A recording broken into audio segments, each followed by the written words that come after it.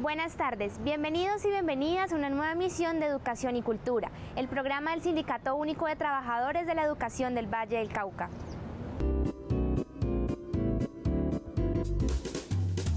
Una cita semanal con el Sindicato Único de los Trabajadores de la Educación del Valle SUTEV. La información sindical, la actualidad educativa y las artes. Educación y Cultura.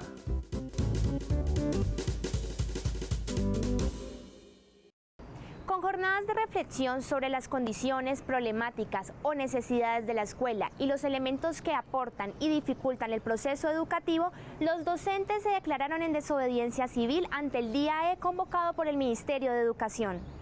La jornada de desobediencia civil frente al Día de la Excelencia Educativa fue para los maestros y maestras de diferentes centros escolares un espacio para reflexionar, analizar y debatir las condiciones en las que hoy se encuentra la educación en el país. Nosotros en este momentico no podríamos hablar de unos índices sintéticos de calidad efectivos cuando no tenemos docentes, cuando el dinero que se nos gira por gratuidad se nos rebaja, cuando los grupos que tenemos son muy numerosos, la infraestructura es deficiente, no tenemos pupitres, los tableros se nos dañan. Para algunos maestros y maestras del Valle del Cauca que se declararon en desobediencia civil frente al Día E, la calidad de la educación no se puede medir con pruebas estandarizadas que desconocen las realidades que se viven en las instituciones, las condiciones sociales, económicas y culturales que rodean la escuela y que afectan la labor pedagógica del docente. En todas esas pruebas de calidad que aplica el Estado, lo que muestra es, dirían yo más que lo que muestra es el desconocimiento que tiene el Estado frente a la multiculturalidad que existe en nuestro país. Nosotros sabemos que en diversas regiones del país las dificultades son mayores y las condiciones socioeconómicas son grandes. ¿Cómo se va a poner a competir una institución pública con una institución privada que lo tiene todo? El ministerio exige excelencia educativa, pero no invierte los recursos suficientes para garantizar una educación digna y de calidad. El gobierno exige y dice que la mayor, por así decirlo, el mayor recurso que hay acá es la educación, pero ¿dónde está? Necesitamos pupitres, necesitamos marcadores. Es tan grave que los pizarrones están malos, hay huecos, hay de todo. Nos azara tanto que ya los estudiantes no quieren ni venir porque es desagradable estar. El gobierno pretende alcanzar unas metas de calidad educativa dejando la responsabilidad exclusivamente sobre las comunidades y los docentes e implementando en las escuelas las políticas que se imponen desde la OCDE, el Fondo Monetario Internacional y la Banca Mundial. Al mismo tiempo que el gobierno implementa cosas o implementa diferentes normas y leyes disfrazadas para el mejoramiento de la calidad, al mismo tiempo también, por ejemplo, fortalece la cobertura, fortalece la educación privada y va desmejorando el servicio educativo público. Colombia la más educada se quedó en un eslogan de campaña, porque sin recursos, sin maestros y sin instituciones, lo único que hace el gobierno es aumentar las brechas de desigualdad social y seguir condenando a la pobreza a las generaciones presentes y futuras. Maestros y maestras del Valle del Cauca, la unidad y la organización son el camino para la defensa de nuestros derechos. Fortalezcamos nuestra organización sindical. Afíliate a SUTEV, tú tienes derecho a defender tus derechos. Por reiteradas fallas en la prestación del servicio médico a los docentes y sus familias, la Superintendencia Nacional de Salud sancionó a Cosmitet con una multa superior a los 1.400 millones de pesos. El nuevo modelo de salud del magisterio cuenta con más herramientas para sancionar a los operadores que incumplan con la prestación del servicio e incluso establece cláusulas de terminación unilateral y anticipada de los contratos. Las continuas quejas e inquietudes de los docentes y sus familias fueron claves para que la Superintendencia de Salud pusiera en marcha diferentes acciones de inspección, vigilancia y control. La presión del magisterio ha logrado que por fin se estén aplicando sanciones a cada uno de los prestadores de los servicios médicos que no han cumplido con lo que está establecido en el contrato. Ante las más de 400 quejas relacionadas con fallas en la prestación del servicio médico, la Superintendencia de Salud adelantó una investigación desde el pasado 9 de febrero que culminó con la expedición de una resolución en la que se establece una sanción por más de 1.400 millones de pesos a Cosmitet. Lo que se evidencia en esta resolución firmada por la delegada de Procesos Administrativos son incumplimientos en frentes relativos a asignaciones de citas con especialistas, a fallas en la entrega de medicamentos y a falta de continuidad en tratamientos y la atención integral requerida por pacientes y todo lo que tiene que ver con la autorización en servicios de salud y efectiva prestación de estos servicios de salud por parte de este prestador del magisterio. Está bien que ejerzan esa sanción, porque así ellos se ven obligados a que lo que firmaron lo tienen que cumplir. Pero el magisterio colombiano lo que está pidiendo es que le presten el servicio, que sea de calidad, que le den los especialistas, que esté la red alterna, las drogas, los medicamentos, etcétera. Eso es lo que quiere el magisterio, porque la previsora nos ha manifestado que les ha girado los recursos. 812.116 millones de pesos son los recursos que Cosmitet administra por la prestación del servicio médico en los departamentos del Valle del Cauca, Caldas, Quindío y Risaralda, un monto que debe garantizar un servicio de salud digno y de calidad para los docentes y sus familias. Aprovecho esto para decirle a la profesora que debe seguir presionando, no solamente en la parte del Valle del Cauca, sino a todo el país, a estos prestadores, porque se nos están muriendo los maestros. Son muchas las enfermedades que se han presentado en el gremio y no hemos encontrado el éxito de parte del gobierno en esta medida. Para el Superintendente Nacional de Salud, Luis Fernando Cruz Araujo, es necesario que tanto aseguradores como prestadores cumplan con sus obligaciones dentro del sistema y dejen de imponer barreras a quienes requieren los servicios de salud.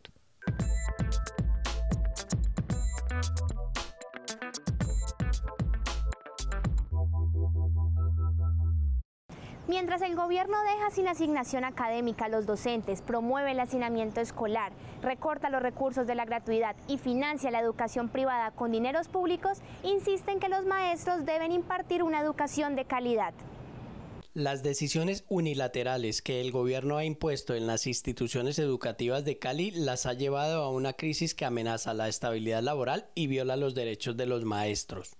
La cobertura contratada ha sido nefasta para la educación pública y esto ha sido prácticamente una política de Estado y prácticamente se ha manifestado a través de la Secretaría de Educación cuando en Cali, lógicamente, hay cerramiento de plazas para los maestros que están siendo reubicados inconsultamente. Mientras el gobierno nacional y la administración municipal exigen que los docentes impartan una educación de calidad, este año recortaron el presupuesto de gratuidad para las instituciones educativas, dejaron sin asignación académica a más de 80 docentes en la ciudad de Santiago de Cali y promueven el hacinamiento escolar. El tema de las relaciones técnicas atenta contra la calidad de la educación, produce hacinamiento, aburrimiento de los estudiantes, problemas disciplinarios y al final termina el padre de familia corriendo a la cobertura contratada o en casos extremos a dejar a los muchachos en la calle sin enviarlos a las instituciones educativas. Los maestros también denunciaron que desde la administración municipal se presiona a los docentes para que firmen los traslados inconsultos que se vienen imponiendo en todas las instituciones educativas del municipio. Se hace una presión indebida de parte de algunos consejos directivos, de algunos rectores y de funcionarios de la Secretaría de Educación, que inclusive han llegado a manifestar que si no firma su traslado, pues se le abrirá un proceso disciplinario. Los maestros deben conocer y deben de saber que esto no es posible. La imposición de las relaciones técnicas es una política que el gobierno ha impuesto en todo el departamento del Valle e incluso en el país, donde se ha llegado a fusionar un salón de estudiantes de un mismo grado o grupos paralelos, es decir, niños, niñas y jóvenes de grado sexto y séptimo o estudiantes de octavo con noveno. No es posible que tengamos que conformar grupos con más de 40 estudiantes. La misma norma del patrón nos dice que debemos funcionar con 32 estudiantes en el aula de clase. Entonces, mal haría que nosotros los maestros aceptáramos unas relaciones técnicas con un número mayor y mucho menos en casos donde se pretenden fusionar grupos paralelos. A la crisis financiera de la educación pública del país se suma el incumplimiento del gobierno nacional de los acuerdos firmados en 2017 y la arremetida contra el Magisterio Nacional con los decretos expedidos en lo corrido de este año. Nosotros hemos venido firmando acuerdos con los gobiernos y esos gobiernos no nos han cumplido. Al contrario, nos han arrebatado los derechos por los cuales nuestra Federación Colombiana de Trabajadores de la Educación ha luchado durante más de 50 décadas. Los golpes que ha sufrido el magisterio colombiano no paran. Este gobierno tiene congelado el ascenso en el escalafón docente, no ha reconocido el retroactivo a los maestros que superaron la evaluación con carácter diagnóstico formativa, tiene suspendido el proceso de la tercera cohorte, se niega al pago de las primas extralegales y las deudas con el magisterio. Ser maestro es mi orgullo, un gran reto es mi misión, transformar para el mañana el hombre de mi nación. Al no estar asegurados por riesgos profesionales, la pensión de invalidez de origen profesional y la pensión de vejez no son compatibles para el magisterio. En Educación y Cultura, el equipo de abogados de Adleyes rinde un informe sobre este tema.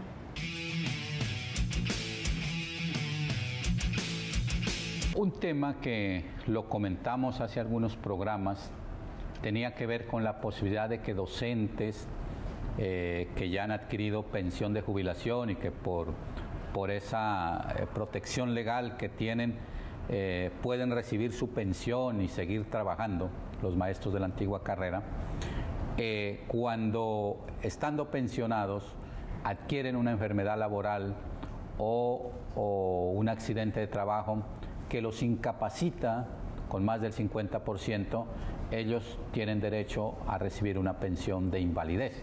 Nosotros éramos del criterio de que esas pensiones eran compatibles, ¿sí? Y tomábamos esa situación con base en lo que pasa en Ley 100, porque en Ley 100 un trabajador que se encuentre en ese sistema puede perfectamente adquirir una pensión de invalidez de origen profesional y una pensión de vejez, precisamente porque existen dos aseguramientos.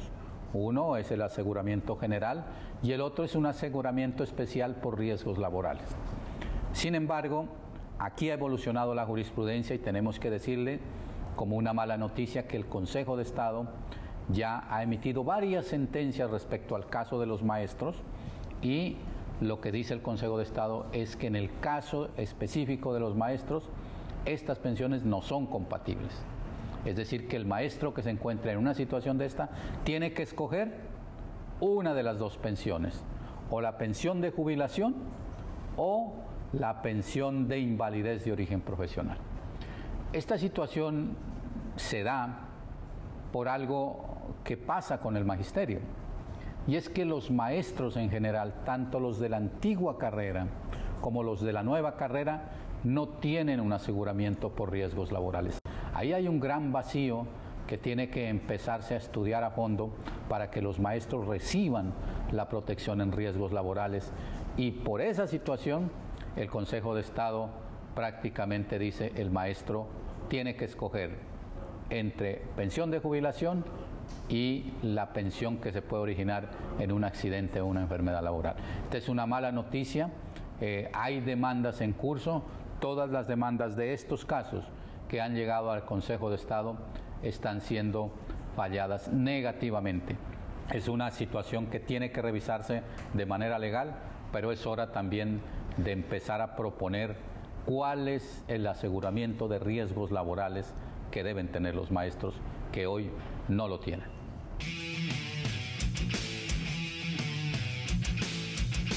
Juana Hurtado Perea es una mujer afrocolombiana que con apenas 9 meses de estudio logró escribir un libro en el que a través de poemas busca enseñar a los jóvenes el valor de la vida. Empecé a decirle a mis hijos, no, necesito que estos mensajes que tengo escritos, hace como unos 12 años tenía estos mensajes escritos, y ahí, sin nadie conocerlo, empecé a moverlos por este sueño, y a los 3 años, Vicenta, mi hija Vicenta, me vino a parar bola, me lo ayudó a transcribir, y otros 3 años para que saliera. Ese día me sentía morir de la felicidad. Juana Hurtado Perea es una mujer chocuana poseedora de una fuerte tradición campesina y afrocolombiana, convencida de que los mayores están en la obligación de ayudar y guiar a los jóvenes a encontrar el sentido de la vida. Esto la motivó a escribir un libro en el que a través de 86 páginas aconseja a los jóvenes que están atrapados en la droga y la violencia. Y el mundo lo sostiene son los jóvenes, y por eso me he preocupado a escribir un mensaje a los jóvenes que reaccionen a organizar una vida, a sostener este mundo y le cambien el sentido a tanta guerra. En su libro Luciérnaga, Juana recoge la experiencia y la sabiduría que le han dado sus más de 70 años, un aprendizaje que no le ha dado la universidad o la escuela, sino la vida. No solamente se llama estudiar, ir a un colegio o a una universidad. Lo que yo hago para mí significa también estudiar, porque si no estudiara lo que es la realidad de la vida, no pudiera escribir, no podía escribir nada. Juana es una abuela que relata historias movida por el amor y la preocupación que siente por la juventud. Por eso sus palabras y consejos van dirigidas a ellos. Esta es la felicidad más grande de mi vida, porque sé que estoy dejándole un aporte a los jóvenes que para mí es mi obligación, para que anden por buenos caminos, que valoren la vida, que la vida no es para un solo día. Luciérnaga se convierte en el mejor legado que Juana le deja a los jóvenes, quienes a su vez tienen la responsabilidad de guiar y ayudar a los niños y niñas.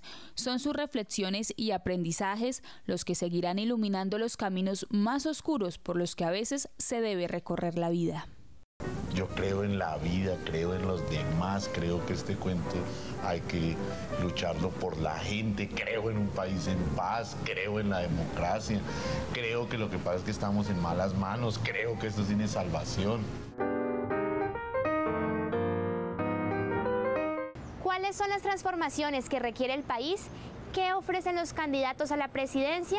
Infórmese para que vote a conciencia y responsablemente. Este domingo 27 de mayo los colombianos irán a las urnas para elegir el nuevo presidente, una elección de la que depende la continuidad de las políticas neoliberales que han sumido al país en la pobreza y la desigualdad social, o un cambio que permita superar la crisis política, económica, social y ambiental que afecta a todo el territorio nacional. Hay candidaturas que son francamente la continuidad de una política que ha desestructurado el mundo del trabajo, que ha flexibilizado las relaciones laborales, que en esa pugna entre el capital y el trabajo ha tomado partido declarado por el capital. Además de la compra de votos y la corrupción en el sistema electoral, la clase dirigente del país recurre al miedo, la desinformación y el odio para manipular la elección de los colombianos. La otra alternativa de la derecha es acudir al miedo, al castrochavismo. Antes, recuerda tú, era la inminencia de Timochenko y las FARC al poder, pero cuando se le deshace en el discurso esa posibilidad, cuando los hechos son muy notorios en cuanto a que esa no es la alternativa, entonces tú los ves tratando de aplicarle mucho al tema del castrochavismo y a otros factores, digamos, que producen miedo y odio. La situación por la que atraviesa Venezuela se debe en gran medida a la dependencia de una economía basada en el extractivismo, el mismo modelo que este y anteriores gobiernos han impuesto por siglos en Colombia.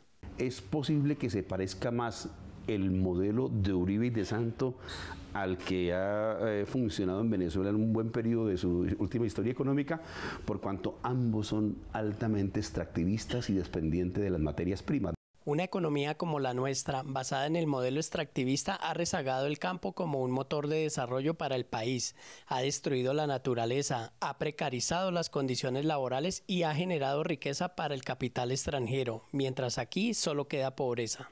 un desarrollo asociado al conocimiento, a la productividad, a la riqueza, al trabajo, es una sociedad muy distinta de la que hemos heredado de este modelo neoliberal y extractivista que le ha implicado al país la enfermedad holandesa, es decir, quedamos dependiendo de las materias primas, de la venta de unos metales, de unas pepas, y terminamos sacrificando el conjunto del aparato productivo. Los colombianos deben salir a votar informados. Del voto depende no solo el presente del país, sino el futuro.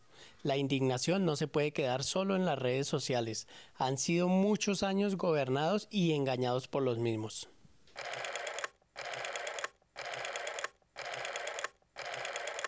En la legislación internacional, el derecho a la huelga está integrado a la libertad sindical, pero en Colombia la legislación vulnera este derecho de los trabajadores y en muchas ocasiones la considera ilegal. La huelga es una herramienta que tienen los trabajadores para exigir a las empresas o empleadores mejores condiciones laborales, un derecho consagrado en el artículo 56 de la Constitución Política, salvo en los servicios públicos esenciales. Pese a esto, la huelga en Colombia en muchas ocasiones es considerada ilegal. A pesar de que el derecho a la huelga está consagrado en convenios internacionales de la OIT, que también lo tenemos en nuestra Constitución, ¿sí? Infortunadamente no se ha hecho una reglamentación y esto ha hecho que cada vez se utilice menos este derecho que se tiene o esta herramienta que tienen los trabajadores. La huelga es la única herramienta que tienen los trabajadores para exigir y defender sus derechos laborales, pero lamentablemente en Colombia la legislación es ambigua, restrictiva y asume la huelga como una afectación, un daño y no como un derecho. Si usted no tiene con qué presionar al empleador para que le mejore las condiciones, él va a darle lo que quiera. Y entonces pasa como en Colombia, que la brecha económica entre unos sectores muy pequeños que tienen todo, la inmensa mayoría que no tienen nada, se va a ampliar. ¿Por qué? Porque es lo que quiere el empleador darle y no lo que el trabajador más o menos debería recibir con base en su productividad y con base en la ganancia de las empresas. A esto se suma que la legislación colombiana no tiene en cuenta los tratados internacionales y las decisiones que se vienen tomando en los tribunales vulneran los derechos de los trabajadores, tal como sucedió con los pilotos de Avianca. Últimamente se está votando es en político y no en derecho. Entonces las huelgas, los empresarios la llevan a los grandes estrados de la justicia, a las cortes. Infortunadamente no se está dándole la mirada desde el derecho que se tiene, sino que se falla en político y se falla es a favor de las patronales en detrimento de los derechos de los trabajadores. La estigmatización del movimiento sindical y la represión por parte de las empresas ha logrado disminuir la tasa de sindicalización. A esto se suma el modelo de contratación que fortalece la tercerización laboral y no permite que los trabajadores puedan afiliarse a una organización sindical. ¿Cómo se les va a ocurrir que los trabajadores, para poder pertenecer a un sindicato, primero tienen que ser trabajadores de una empresa? Entonces, por ejemplo, unos cosecheros, que son muy altos en número en el país, no tienen ningún derecho porque primero tienen que entrar a la empresa y ahí sí hacer un sindicato y negociar un pliego de peticiones. Mientras el gobierno y las empresas sigan vulnerando los derechos de los trabajadores, estos seguirán exigiendo mejores condiciones laborales a través de la huelga. Así la ley lo considere ilegal. El agua, los bosques, la fauna, la flora y las comunidades indígenas y campesinas que viven en el Alto Putumayo hoy se encuentran en riesgo por la megaminería. En Educación y Cultura nos sumamos a la campaña en defensa de este territorio. En un viaje por el Alto Putumayo nos preguntaron si era cierto que se iban a iniciar trabajos de megaminería en la zona. Por eso estamos de vuelta, para hablar con la gente y visitar los lugares que se verían afectados. Estamos en la cordillera de los Andes, estamos en el Alto Putumayo. Aquí, en estas montañas, nacen los ríos que surten la cuenca hidrográfica de la Amazonía colombiana. En los años 2008 y 2009, antes de que se conformaran estos resguardos indígenas en el Alto Putumayo, fueron otorgadas concesiones mineras a la Anglo American, hoy Mocoa Ventures. Anglo American, nominada como la peor empresa empresa para el medio ambiente por Greenpeace. Adquirió concesiones mineras en el Putumayo durante el gobierno de Álvaro Uribe. Estos contratos de concesión afectarían 25.000 hectáreas de bosque tropical húmedo. Durante estos años no han iniciado explotación y han solicitado suspensión de términos. El pasado 25 de abril se venció el último plazo y podrían iniciar operaciones en cualquier momento. Aquí estarán talando los árboles y removiendo la capa vegetal, alterando y contaminando los cauces. Estas aguas se llenarán de cianuro y mercurio. Eso va a caer al río y el río es el componente hasta el Amazonas. Entonces todos los que viven en la ribera pues van a ser afectados. El Putumayo es un departamento muy especial porque en él confluyen dos biomas importantes, la región andina y la región amazónica. Estarán en riesgo todas las especies que habitan este corredor biológico internacional. Jaguares, el mono araña, el oso de anteojos, tantas. Los árboles, los animales, las comunidades indígenas, los campesinos, toda la cuenca amazónica dependen del agua pura que baja de nuestras montañas. Todo esto es nuestro y si no actuamos, muy pronto desaparecerá. Los ingas y cansadas y campesinos invitamos a que nos unamos para la defensa de este territorio. Ayúdanos a que Colombia entera abra los ojos, conozca esta riqueza y el riesgo en que se encuentra. Si esto te importa, súmate a esta causa. Al cierre de nuestro programa, el informe semanal a cargo del licenciado Carlos Paz, actual presidente de la organización sindical.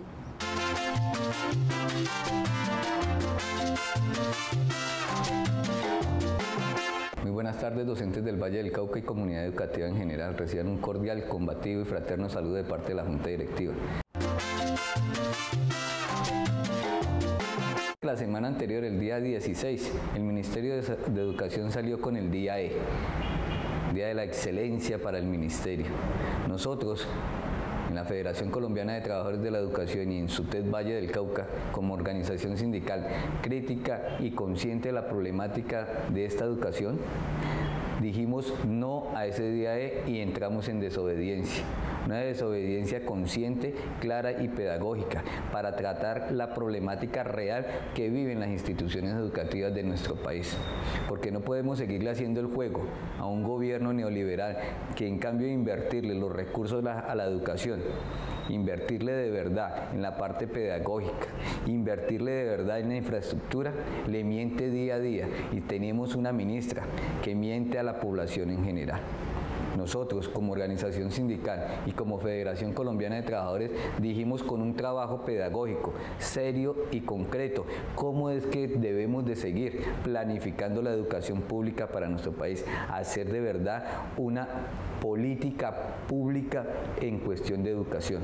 No podemos seguir dando tumbos, seguir recogiendo cosas de otros países que han fracasado y en nuestro país seguir dando ese traspiés, esos pasos atrás, porque en cambio de mejorar día a día desmejoramos por las políticas que ellos implementan, políticas que nunca han tenido en cuenta a la Federación Colombiana ni a los docentes de Colombia. Compañeros, invitarlos fraternalmente para que este próximo 24, 31 y 7 de junio asistamos a la sede sindical a ver unas películas sobre el fútbol y cómo el fútbol va a ayudar a la parte social, a la parte sindical, a la parte académica para sacar adelante la educación pública. Los invitamos cordialmente a partir de las 4 de la tarde, el próximo 24 de mayo, con la primera película, Copa Hombre Nuevo, una película de fútbol. Invitarlos para que se alisten los deportistas, los docentes deportistas, porque se va a sacar la convocatoria para los deportes individuales de aquellos docentes que van a participar en los Juegos Nacionales del Magisterio. Recuerden que los deportes individuales son de atletismo, ajedrez, natación, tenis de mesa y de tejo. Próximamente saldrá la convocatoria para que ustedes asistan y ojalá sean los afortunados ganadores y representantes del Valle del Cauca a estos Juegos Nacionales. Que tengan un resto de semana muy agradable.